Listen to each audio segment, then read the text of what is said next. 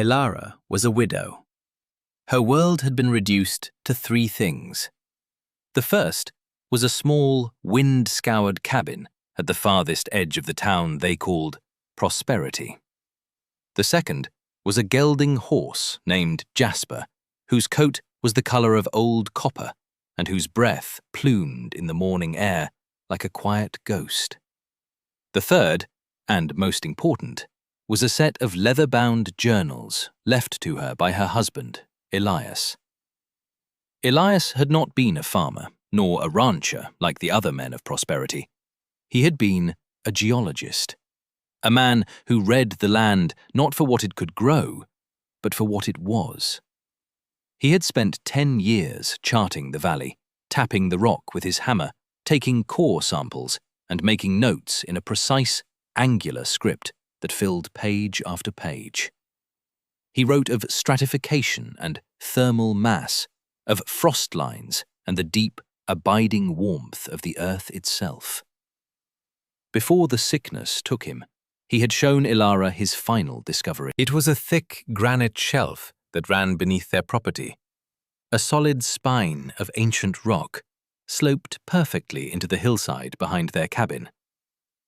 In his last journal, he had sketched it all out, a design for a different kind of life.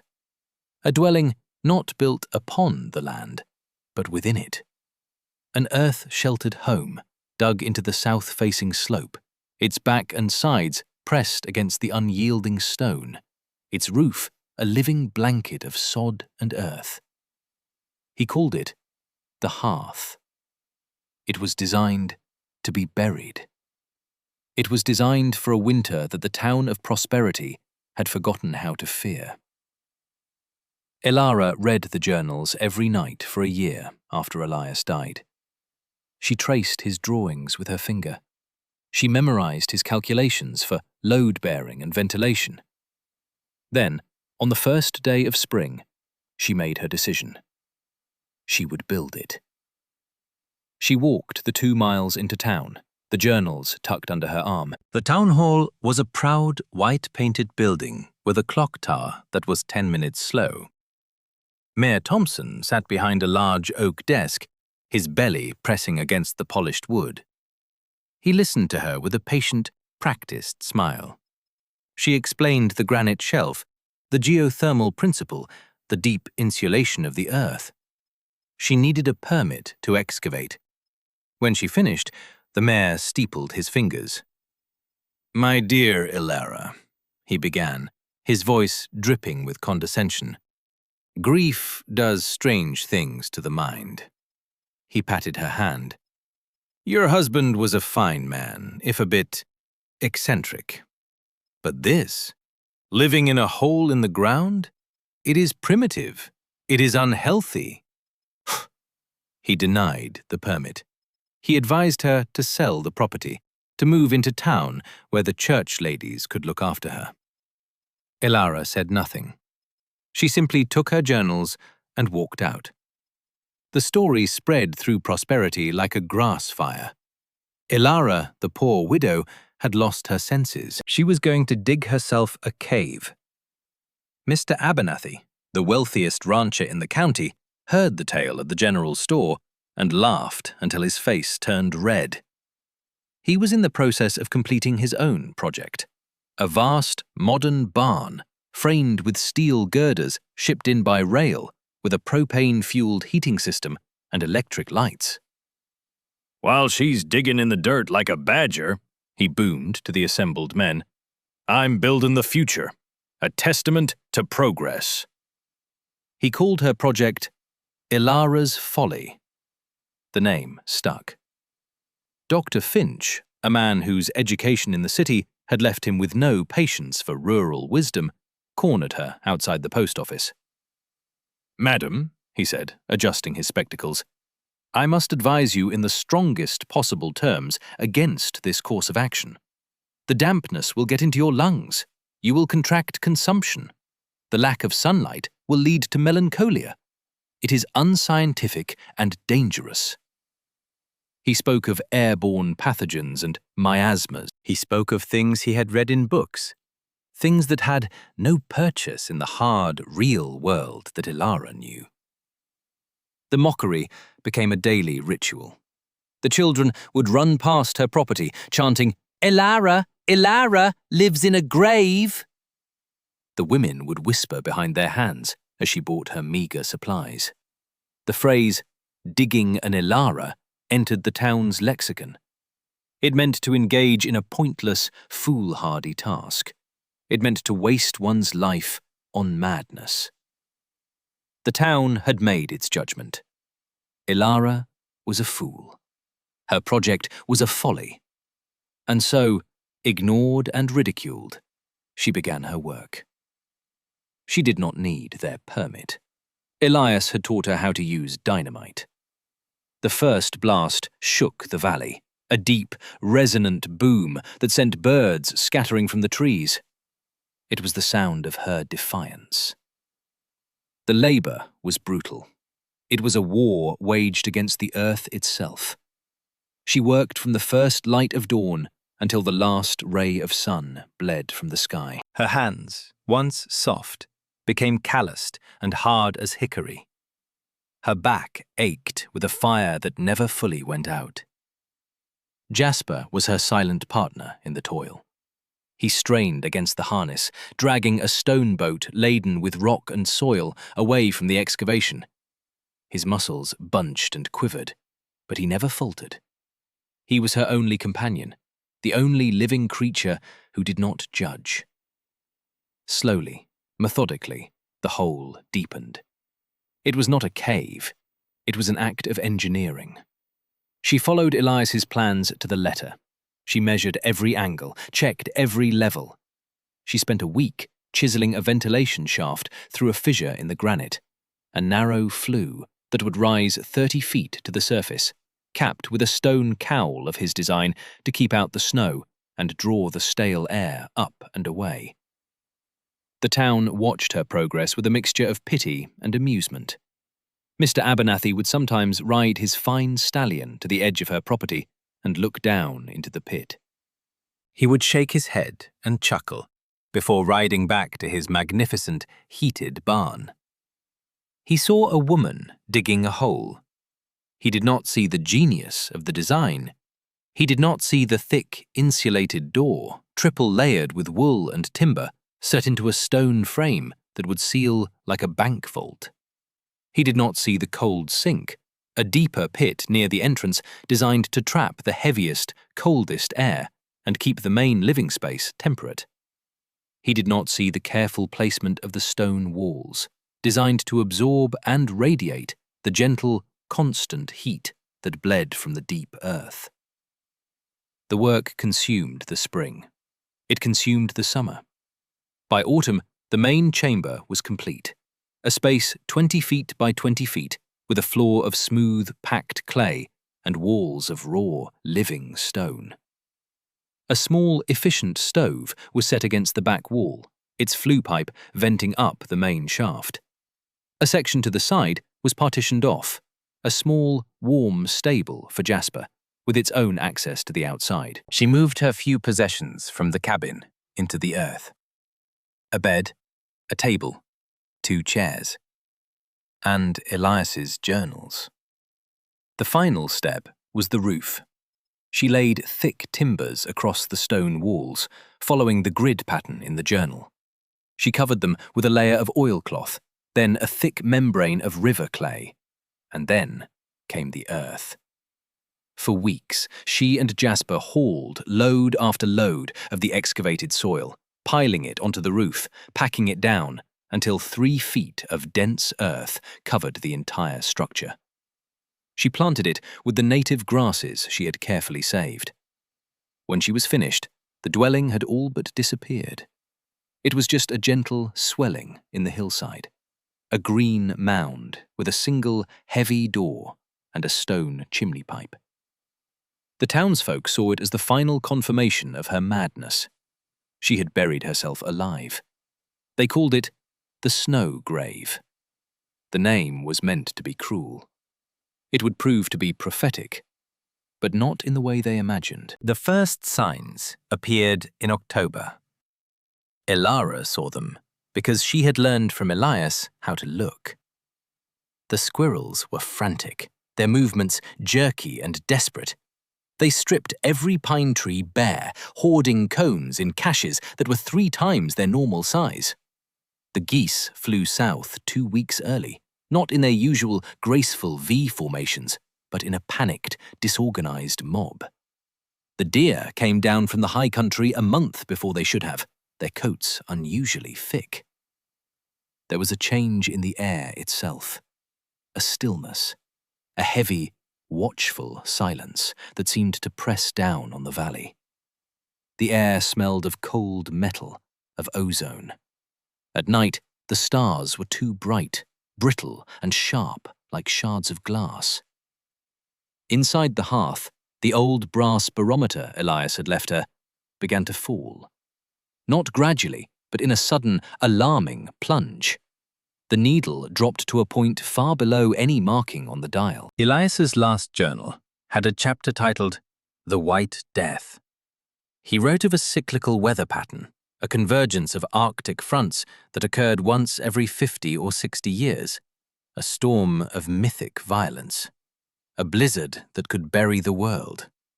He had listed the signs, the frantic animals, the metallic air, the plummeting barometer. Elara read the chapter again, her heart steady. She knew what was coming. She began her final preparations. It was a calm, methodical ritual. She filled every spare container with water from the well. She stacked the last of her firewood inside, enough to last for months if used sparingly. She brought Jasper into his stable, giving him a double ration of oats and fresh hay.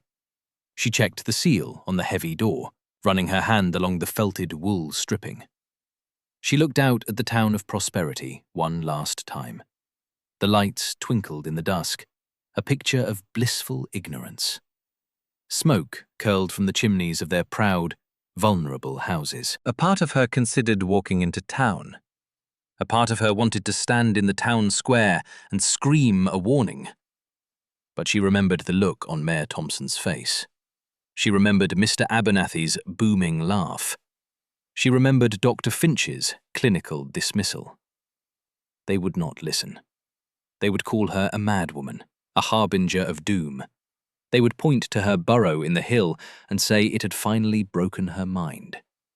Her warning would be just another story for them to tell, another reason to mock the foolish widow. So she turned away. She closed the heavy door. She slid the thick oak bolt into place. The sound echoed in the stone chamber, a final, definitive thud. Inside, the world became silent. The wind, which had begun to rise, was gone. The light from her single lantern cast a warm, steady glow on the stone walls.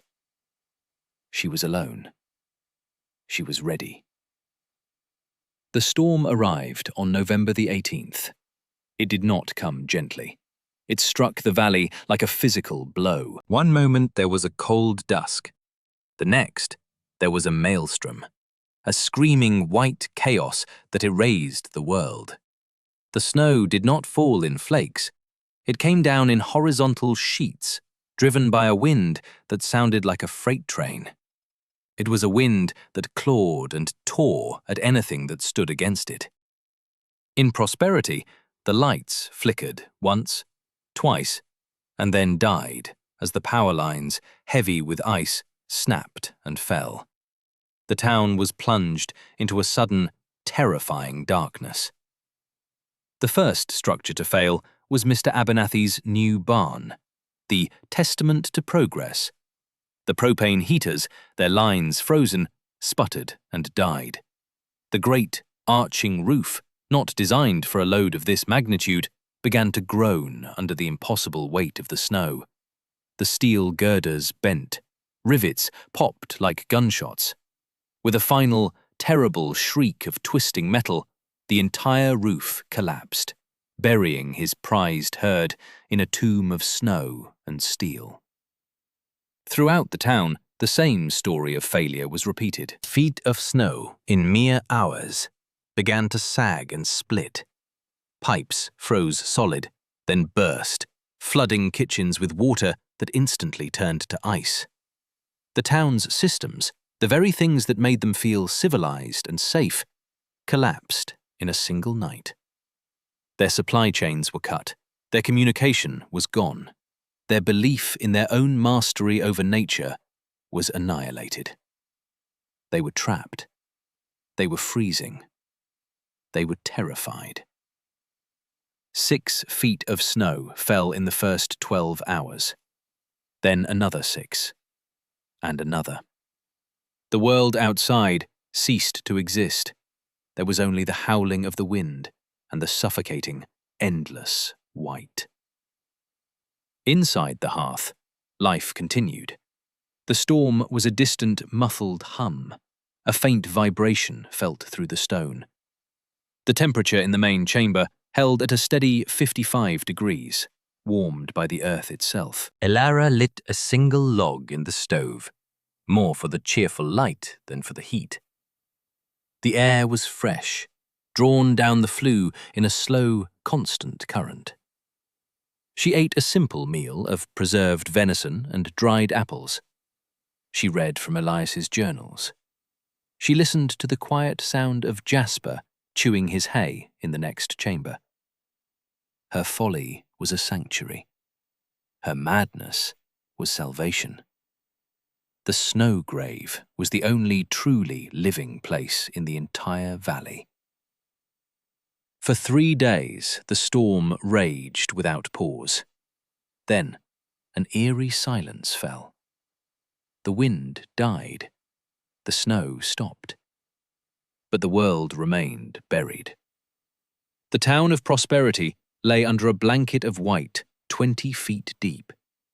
Only the tallest chimneys and the spire of the church were visible, stark and black against the endless snow. Doors were frozen shut. Roads were gone. The town was a collection of isolated, freezing tombs. The cold was now the primary enemy. It was a deep, penetrating cold that leached the warmth from everything. Firewood ran low, food was scarce, hope was disappearing. On the 5th day, Elara heard a sound, a frantic, desperate scratching at her door. She unbolted it and pushed. It opened into a wall of snow. She took a shovel and began to dig a tunnel upward toward the surface. When she broke through, the light was blinding.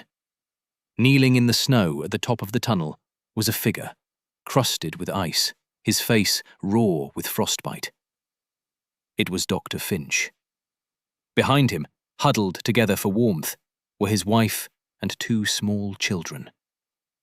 The doctor could not meet her eyes.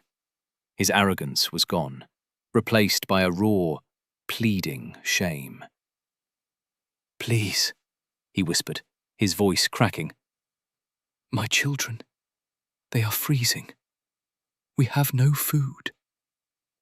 Elara looked at the man who had warned her of lung sickness, who had dismissed her with scientific certainty. She felt no triumph. She felt no anger. She simply felt the weight of the moment.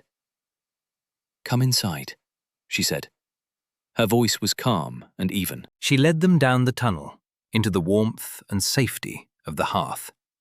She gave them blankets and hot broth. She did not say, "I told you so." She did not need to. The truth of it was all around them, in the warm stone, in the steady air, in the very fact of their survival.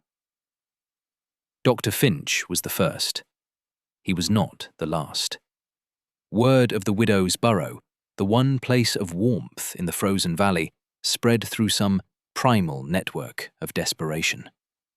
They came in a slow, wretched procession. Families who had spent days huddled in a single room, burning their furniture to stay alive. They dug their way from house to house, following the faint trail left by the Finches. Elara took them all in. The hearth, which had been built for 1, became a shelter for 30. They slept on the floor, packed close together. Elara, the outcast, the fool, became their leader. She organized them without raising her voice. She rationed the food with quiet authority. She established shifts to keep the ventilation shaft clear of drifting snow. She taught them the wisdom of Elias's journals, the simple, powerful truths of survival that they had forgotten in their comfortable, modern lives. The last to arrive were Mayor Thompson and Mr. Abernathy. They had held out the longest, their pride a stubborn, foolish shield against the cold.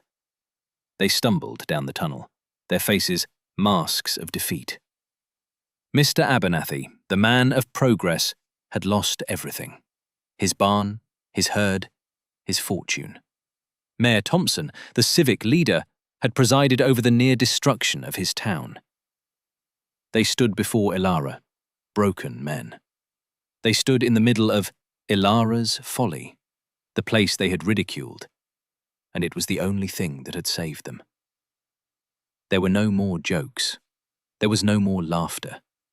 There was only the quiet, humbling warmth of the earth. They lived that way for 3 weeks, a community of the humbled, sheltered by the wisdom of the woman they had scorned. When the thaw finally came, and the rescue teams from the outside world broke through, they found the town of Prosperity devastated. But its people were alive. A week later, a town meeting was called.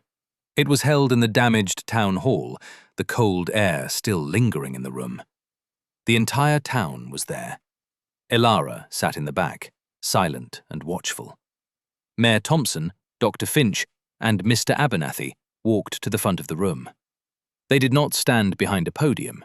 They stood before the people, their heads bowed. It was Mayor Thompson who spoke first, his voice heavy with a shame that was etched onto his face. "We were fools," he said simply. "We were proud. We were arrogant.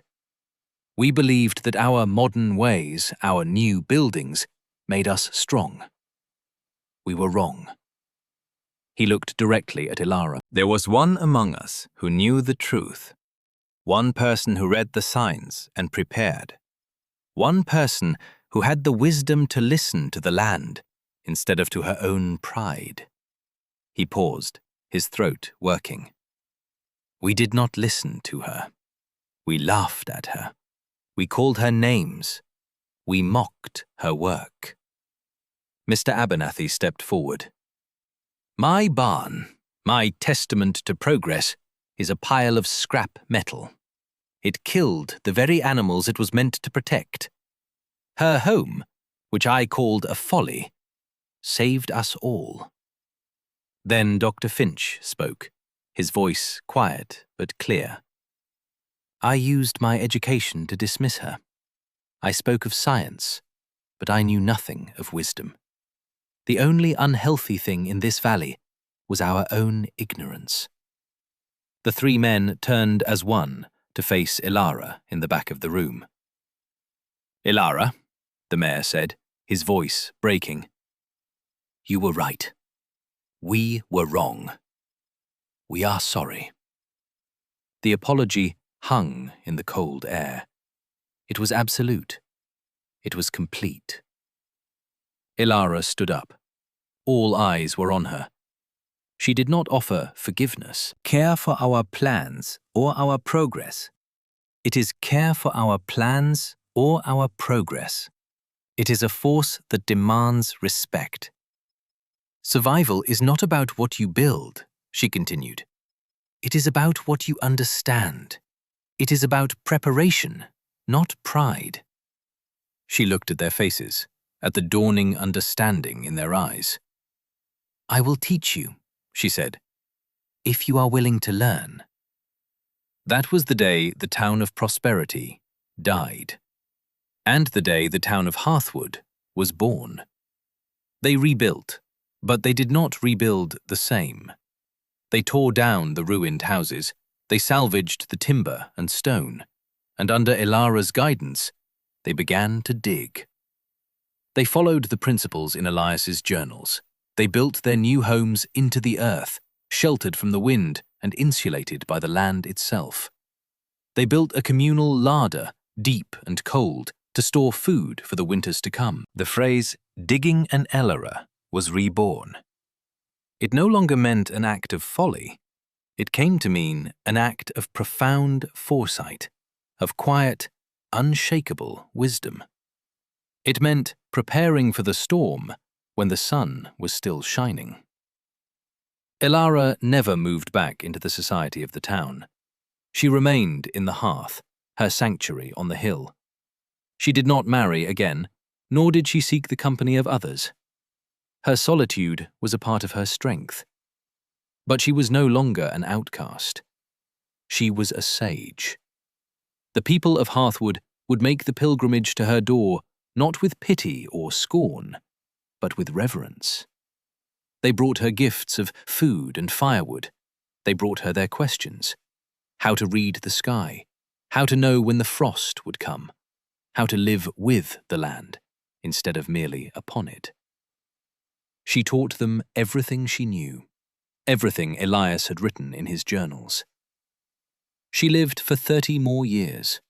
She watched the children who had once mocked her grow into adults who revered her. She watched a new generation grow up in the warmth and safety of their earthen homes, a generation that knew the value of humility and the power of preparation.